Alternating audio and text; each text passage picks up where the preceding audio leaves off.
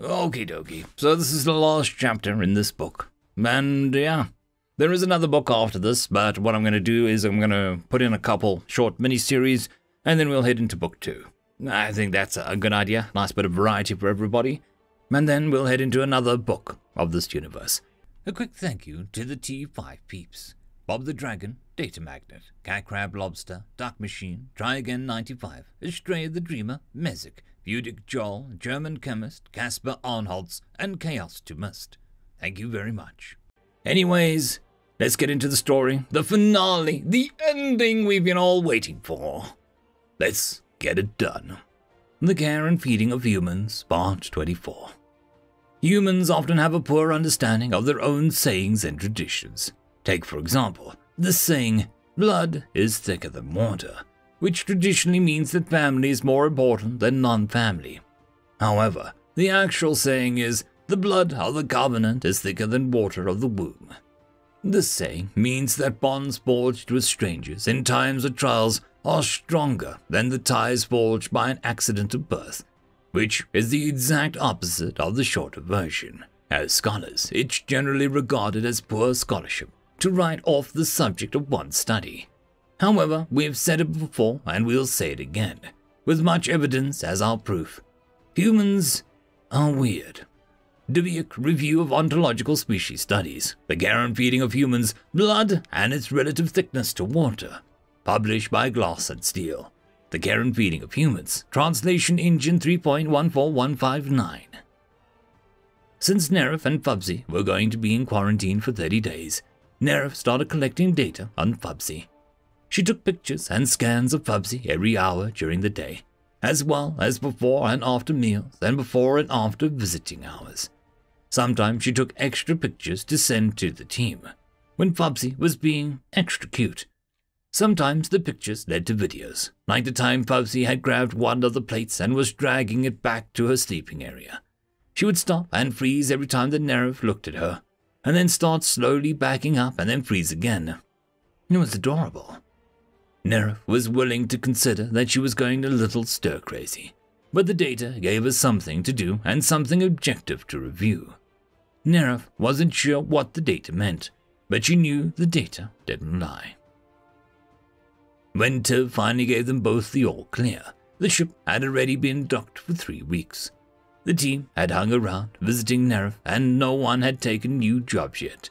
Nerif had gotten a sturdier carrying case fabricated for Fubsy. Since the captain didn't want to be associated with any xenocarnivore attacks, that's just bad for business, they were happy to fulfill the request.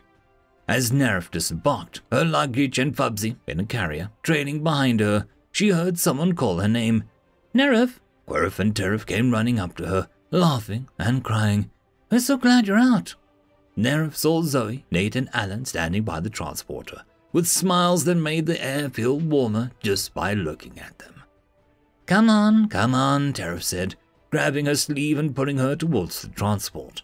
Luggage was quickly stowed in the back. Bubsy was loaded up front where everyone was sitting, and the transport was directed to the hotel. We loved the videos, Quirf said at the same time as Alan said, I loved watching Bubsy try to make off with that plate.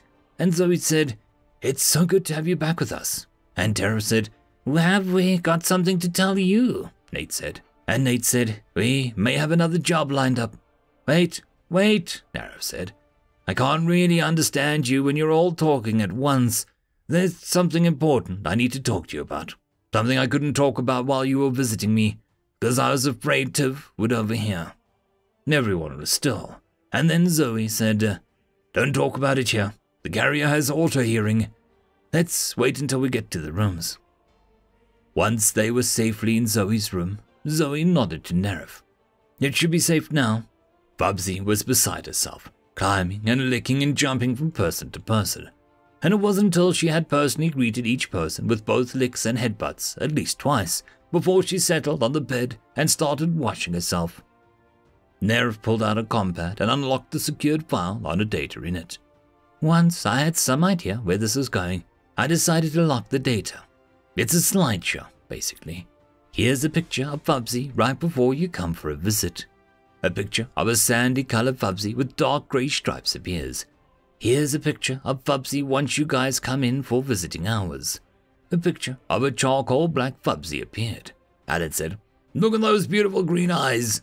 "Yes," Sheriff said impatiently. "Fubsy has beautiful green eyes. Did you notice her fur?" "Oh yeah," Alan said. "She's pale when we're not all there, and she gets dark when all of us show up. And the darker still when we're all there." Zoe smiled and looked at Nere's face. "We ran some tests of our own," Nerf said. "I took so many pictures, I thought I was going to have to convince you that I'm not crazy." Nate took a deep breath. "Actually, we're going to try and convince you that we're not crazy." "Okay," Nerf said as she sat down on the bed next to Fubsy. "Show me your evidence and give me your conclusion." "Well, Nate rubbed the top of his head, embarrassed. "We were all squabbling with each other a lot, and a couple times Zoe and I really got into it. It was bad," Adam confirmed. "And not normal," Tariff said. "We've had the mission bitches before, but this felt different." Querf stuck his thoughts in. "At the end of the mission, if you don't like somebody, you just move on. If you do like somebody, you get their contact info and move on. Maybe you'll work together again, and maybe you won't. Or maybe you'll suggest them for a team if there's an opening." Zoe took up the narrative. "But we didn't split up. At first we thought it was because of you. We were still visiting you every day, so maybe that's why we were still here. And then we noticed how much better we felt after we visited you. And then you remembered what Tib said about the elevated analgesic neurochemicals," Nero said slowly. "In humans, those go by another, far more famous name." Zoe nodded. "Endorphins. So, we started scanning ourselves before going in to see you. And after we were done with the visit, and we saw a slight lift in our analgesic neurochemicals. Even the rifts," Added said. "And Zoe was able to access one of your recent scans when Nate was distracting Tiv with some human nonsense, and she saw your rates were still elevated. And those elevation levels matched what they had been when you were first scanned, and you fainted," Quirf said. "So, we think Fubsy affects our analgesic neurochemicals," Nerf said. "Only one way to know for sure," Nate said, and he scanned Zoe with his compad. It turned into a scanning party, because no one wanted to be left out, and everyone wanted scans on their compads. Nero scanned everyone, and saved the results to her secured files. "Everyone's levels are much higher than they have been," Zoe confirmed. "But, maybe you're all just happy to see me," Nerv said with a smile. "And we are," Nate assured her. "The real test will be tomorrow morning scans." Fubsy spent the night with Zoe, by virtue of the fact that they had been meeting in Zoe's room and Fubsy fell asleep and no one wanted to wake her. The next morning, Fubsy was still charcoal black. "She was that color all night," Zoe confirmed. "We must have been close enough to her that it didn't upset her whatever thing," Nerv said. They'd all done scans in the morning before rejoining Zoe and Fubsy. Nerv's levels had dropped overnight for the first time, but only a little. Zoe's levels had stayed consistent with the levels from last night. Everyone else had dropped a little, but not down to the previous lows. "So, we are addicted to Fubsy," Nerv said. "The next question is she addicted to us? And after that, the question is, do we care?" "Well, that's part of where we convince you that we're not crazy," Alan said. "When we figured out what might be happening, we talked about what we want to do. We hope you'll agree with us, but we all want to stay as a team." Nerv felt a huge smile cross her face. "All of us? One team? That would be amazing." "It would mean more Deathworld expeditions," Zoe warned. "But then you could pay for a new arm," Nerv said. "Well, actually," Zoe wrinkled her nose, "I'm thinking I'm going to keep this one, at least for a little while longer. It came in pretty handy when dealing with Fubsy a couple times, and, she looked down at her arm. I don't really mind it as much anymore. It reminds me of one I've lost, but, it doesn't hurt as much. And I can remember some good things too." "And," Quirf said, "we would get to work with humans every day." "I know," Neris shrieked, and then covered her mouth, laughing. "If you're okay with it," Nate said, "Zoe has a new job lined up for us. It's a Deathworld 3. Should be easy as pie." "Nate," Tariff whispered loudly, A good pie isn't that easy to make. And the team laughed, and it was a good sound of people that belonged together.